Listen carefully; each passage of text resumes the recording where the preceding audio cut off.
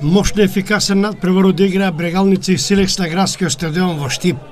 Брегалници по 21 одигра надпревар, не само што не успеа да дојде до втора победа, туку дојде до еден бод во самиот финиш на средбата.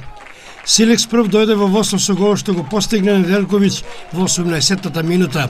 Брегалница го издрмна резултатот на 1:1 во 37-та минута со голот што го постигна Бобан Ѓоргиев.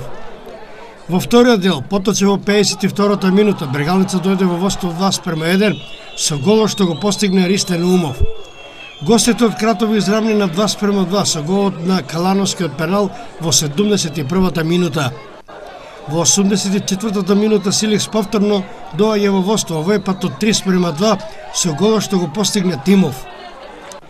Брегалница го издрмни резултатот на 3:3 со голот што го постигна во судиското надополнување Дарко Стојанов. Еве ги комплетните резултати од ова 21 коло. Шкендија Шкупи 0:0, победа Вардар 2:1, Брегалница Силекс 3:3, Македонија Ѓорче Петров Перистер 1:2 и Работнички Ренова 0:0.